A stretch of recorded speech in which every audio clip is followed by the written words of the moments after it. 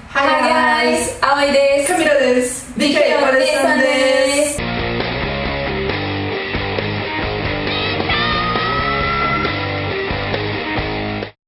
And today we're here to talk about the latest GazettE concert in Brazil.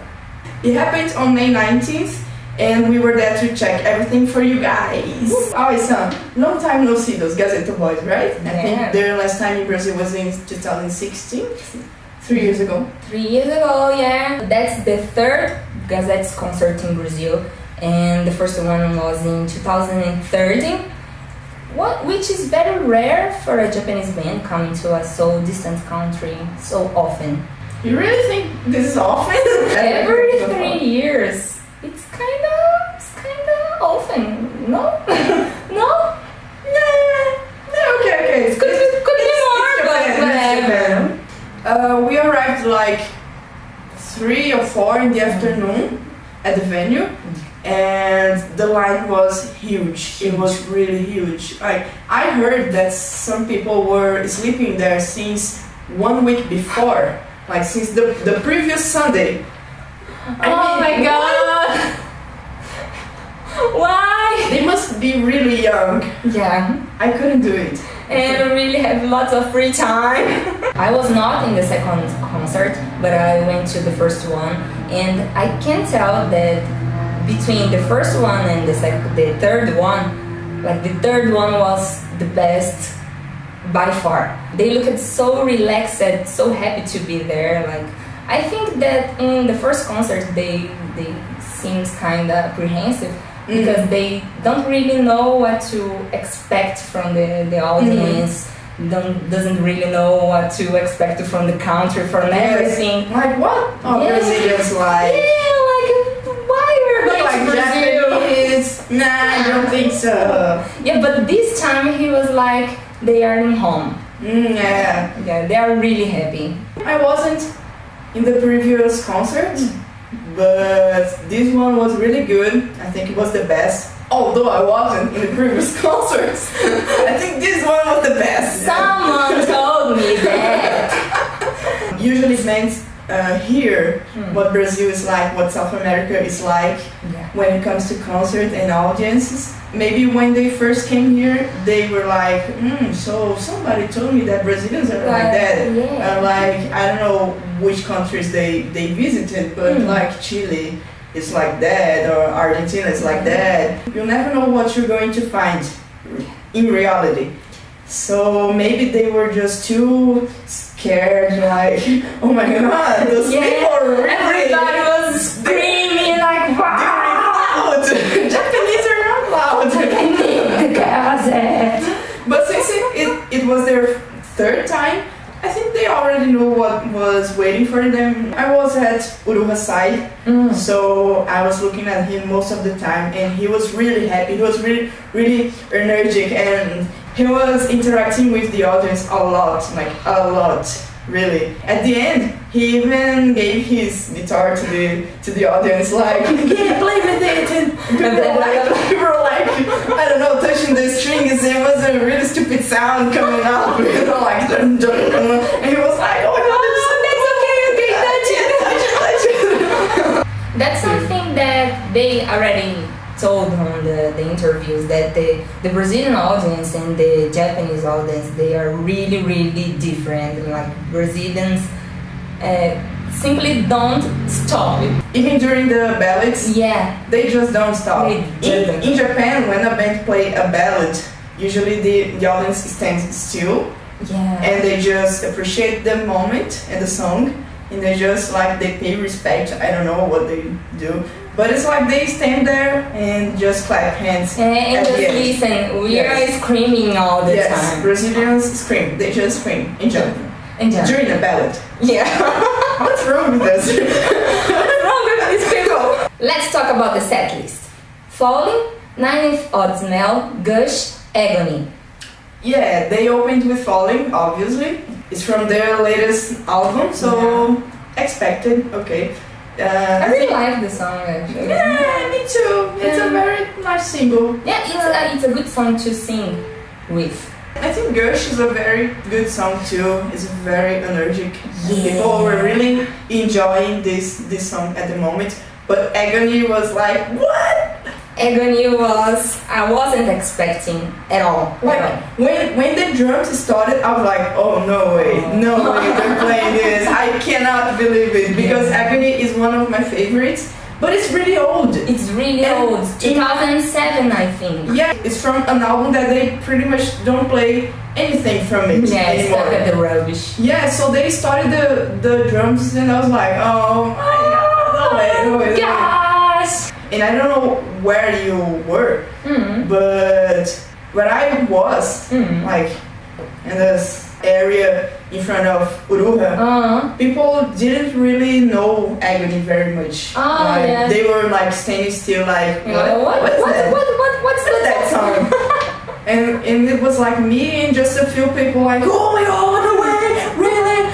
Yeah. And everybody else was just like, what's this song? Oh, okay, I'll just jump. Yeah, but I have no idea what's going on here. But it's a pretty good song. Yeah, well, nice song. Is it new? Yeah, from the latest album. Yeah. Of 2007. Google it. Very, very good. Google it. After Agony, they played the Suicide Circus, Bizarre, The Mortal, and Sonokoe wa Moroku. I really like Bizarre. Actually, to me, all Dogma songs are really good, but I could totally took off Bizarre and replace it for Two of a Kind, for example. So, and after Sonokoe wa Moroku, there was the ballad of the night, I think. Sonokoe wa Moroku, yeah. I really like this song. It's something really good to sing with. I really like to listen it to. And it's very similar to all the GazettE ballads. I know, right? It's like it's a visual kei ballad. Yeah, it's a visual kei ballad, but it's a beautiful song actually. And after that, they played Dogma, Vortex, Ugly, and Abergot. Yeah, Ugly. I love Ugly. I really like it. I really miss the. I think the could be played before or after Ugly. It would be a really great match, but they didn't play it. Yeah, sadly, because I really like this song too. Yeah, but very nice. But you know, I think this sequence, like Dogma, Vortex, Ugly, Abergot, it's almost perfection. I really oh my god, fangirls. These songs, I simply love these songs. And when Vortex started, I got goosebumps because they opened at the first concert with Vortex. And Is it that old? It's that old. Oh my god. I was like thrown back to 2013 and I was like, oh my gosh, they are here again. I am here again. You know, we are almost BFF. Yeah, you know. Obviously. I mean, it's my second concert. We are BFF. Yeah. Come on. After Abergot, I almost never know how to pronounce it, but anyways, they played the best sequence of the concert. Yeah, which was Filth in the Beauty. And Filth in the Beauty was before the encore. They came back after the encore, and they played Inside Beast, Shiver, and Tomorrow Never Dies, which was the last song of the night.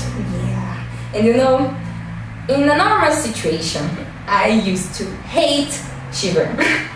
I really don't like this song, but this time the energy of the concert was so good and so intense that I screamed the entire song with all my lungs. Just in that moment, okay? Just in that moment. I think Shiver is a really great song because it reminds me of Lunacy. And everything that reminds me of Lunacy is good. It's the opening of a very good anime too, Kuroshitsuji. So many good things related to this song makes it good. GazettE got lots of new fans because of this song. And they played Filth in the Beauty, which is like, this is a very funny situation because most GazettE fans don't like Filth in the Beauty. I mean, they liked it when it was released, when it was released, I was crazy about Fifth in the Beer. Everybody was crazy. Even non-GazettE fans liked this music, okay? Yeah. But then it was played so many times That everybody got tired of this. Like every DVD had this song. Rookie really likes to sing this song. I don't know in other countries, but in Brazil, like you can see it's written on his face. Like he's so happy because everybody sings so loud, and he was like, wow. Yeah. The Setlist was really good. I don't know that many songs from 90th album, but the songs they played were really nice. I think they played some unexpected songs like Shiver and Agony. Agony especially. Shiver was expected kind of, but Agony was completely unexpected. Yeah. But I was really hoping that they would play The Invisible Wall. I love The Invisible Wall, I really like it. And Before I Decay. Before I Decay is great too. It is really great song. But they didn't play, and I think they just don't play these songs anymore. Like even in Japan maybe. Yeah, probably. Yeah, so yeah, for me. I was on the third line. I was pretty close to the stage, but not enough to touch it. And I tried my best to stay close to Aoi because he's my favorite member, but her nickname is Aoi. My nickname is Aoi because of him, you know. It makes sense. But I wasn't able to do it because the crowd just pushed me so hard that I ended in front of Rookie and Reita. Was not that bad. I am not complaining. Because, you know, we exchanged lots of eye contact. Like, they become my BFF. Yeah. For me, it was a really good place because, you know, I was able to see them and they were able to see me. Yeah. But sadly, I was not able to see Uruha and Kai because they are really far from my side. So I need to do like a really big effort to see just Uruha's hair. And Kai, I was able to see just his hair and his hand playing everything around here, you know. But it was a good place. It was really crowded, like the place in front of the stage. Yeah, it was really crowded. I was on the opposite side, like in front of Uruha. Literally in front of Uruha. He was there, I was here, like, you know, like a straight line. But I could see Rookie very well. He was like, I really could see him there. It was, even though he's like really small, but I could see. He's so small. When I arrived at the venue, they separated the audience in two sectors. There was a VIP and then a normal one. The VIP was the one we both bought. So we arrived there and Aoi was in the very front, like she was packed, and I was like, I'm not going there, honey.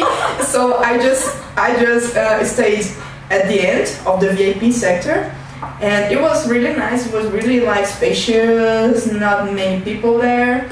But when it started, there was like some space in front of Uruha. So I was like, I'm gonna go there. And he was really happy. He was really energetic. His hair was lame. His hair was really bad. I mean, honey, please change your hairstylist. This is not good, okay? Yeah. I must agree. Rookie was awesome. I think Rookie was amazing. His microphone was a little bit low. And Kai was just playing. He was never like interacting very much. He was thinking about what I'm going to eat today after this concert. Or maybe he was thinking like, oh my god, I left my window open in Japan and it's raining. He was happy too, but not interacting very, very much. Uruha was awesome. I couldn't see Reita. I don't know why, because he seems to be tall. I mean, actually not. Okay, he's not tall. He just seemed to be tall. But I couldn't see him. And Aoi, I did this a few times and I saw him, and he looked like Aoi. Rookie was really, really happy to be there. Like, he smiled lots of time during the songs, and he was like the very first line of fans, they could touch him. And he was like, okay, touch me. Like, that's okay. And everybody was like, oh, adoring him and like caressing him. Yeah. And he was like, okay, touch shit. Just to explain that there were no space Oh yeah. between the audience and the stage. I mean, Yeah. the audience was like glued to the stage. And Yeah. I thought that was really dangerous. Yeah, I was kind of worried sometimes, but that everything went okay. Yeah. During the first concert, Reita was really apathetic. He was like really, he was really quiet and just playing his bass and sometimes looking to the audience, but not really interacting with us too much. But in this concert, he was scared, like, oh my god. he was sick. He was sick. Crazy. You're crazy. Oh my god. Oh, don't hurt me! No, but actually he was sick. You know, this time he was like the total opposite. He was so surrendered to the performance and he was so, interacting with us and exchanging. I already told this, but he was exchanging lots of eye contact with the fans and really screaming to us. He was like, he was perfect. After 15 years as a fan, I finally felt in love with Reita. And Aoi is perfect. Aoi is simply perfect. He looks like a prince playing his guitar. He's so fancy and he's so concentrated, but at the same time he's so charming. He's perfect. Period. Okay. After the concert, I was back to the end of the VIP sector, and I saw a lot of people crying. Like, crying. They were like, "Oh my god!" Like they were really touched. Yeah. There was lots of emotions going on in that place. It was really weird for me. I was like, oh my god. I was like, why are you crying? but I really understand. Everybody got really emotional because some of that fans wasn't able to go to the concert before, so that was the first one, and they got like really emotional about it. Yeah, they threw some pics to the audience, and I couldn't get.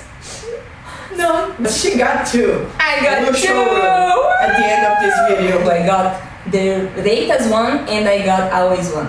The Reita's one was in his hand. He was playing with it. Yeah. He threw it and it like hit my shoulder and fell on the floor. So me and the girl at my side, we were trying to find it, but it was on the floor, so it was impossible to find. But just after the concert ended, I tried to search for it again and I find it. And it was like the happiest moment of the night. Like, wow! Like it was in his hands. Oh my god! I touched it! With that! Oh my god! Yeah, we're holding hands!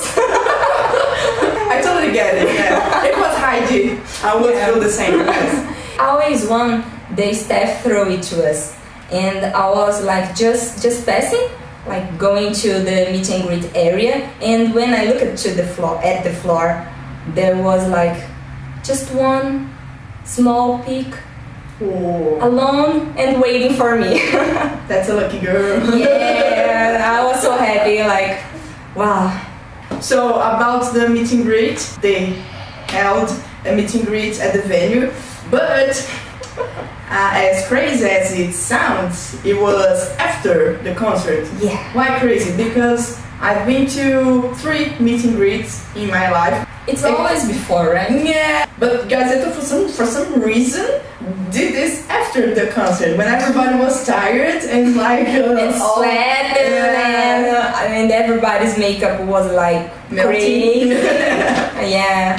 I was like, okay. And she went there. Yeah. She's going to tell you. Yeah. How was it? Oh my god, speechless. Yeah, she is speechless. Yeah. It was good, I guess. Yes. It was amazing. I thought I was not nervous, but when I touched Uruha's hand, all the words in my mind just disappeared. Yeah. And I was like, oh. So I take a deep breath and thought, okay, I cannot fuck things like this. I touched his hand and took this deep breath and said, oh, you look like a prince on the stage. And he was like, oh, I think he was thinking like, oh, Japanese, just for me. What? And Let me switch the button. Let me switch the button. And he asked me, what? And I said again, and he was like, oh, thank you. All shy and, come on.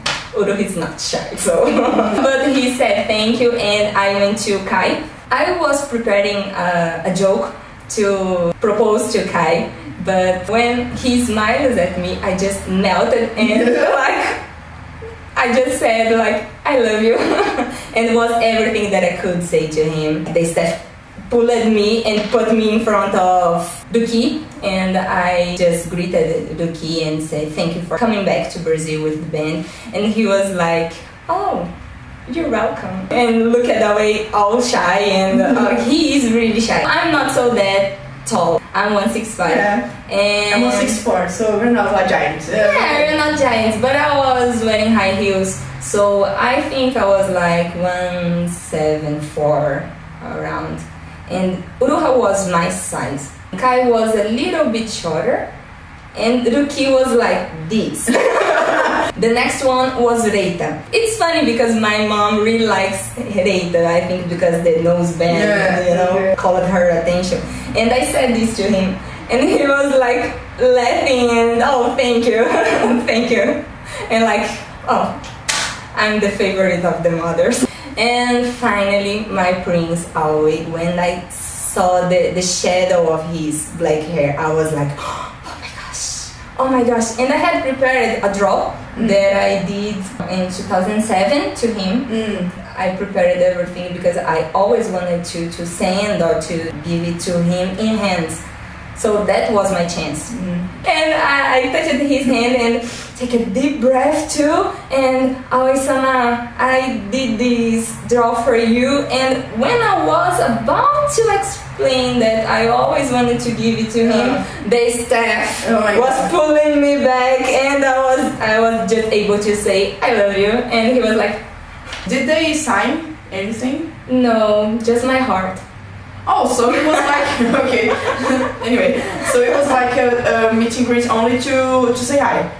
Only to meet and greet. And give gifts. Yeah, he was able to give gifts. Okay. No pictures, no sign. And by the way, the goods of the concert was really expensive too, and was not so that good. In Brazil, we are able to get 2 kinds of t-shirts and 1 hoodie. Yeah! This one and this one. This one and this one, and let me show the back. Oh yeah, the back. Yeah. This one is the CD. Yeah. And the this knife, one and this one is the world tour. Yeah. And they were like 100 reais, yeah. which like $25, I guess. Yeah, it's not so expensive if you put it in dollars, but in reais, it's pretty expensive. Somebody told that there was a hoodie too, but nobody was able to buy it. We never saw it. Yeah. I was really sad because I wasn't able to buy the little bears, the little key holder bears. I think the American people got some as goodies, but we are not. So American people took everything, and there were only t-shirts left. Okay. Yeah. Thank you. Americans. After everything, the people that went to the meet and greet, we got a towel. Oh, cool. A bath towel. Bath towel? Yeah, it was really big, and it was during the Gazette. And you also got the wristband, right? Yeah, because I'm a member of Heresy. I got the wristband, the exclusive one. Silicone one. Yes. So if you're watching this video and you went to any of the concerts of this world tour, whether in Brazil or any other country too, please tell us your impressions. What did you think of it? Was it cool? Was it not cool? And if you have any suggestions for next videos, please write it down here in the comment section. Subscribe the channel and click on the little bell. The little bell, yes, and give her thumbs up. Yes. So, Aoi desu. Camilla desu. Fiquei, onde deixar. Bye bye. Bye bye.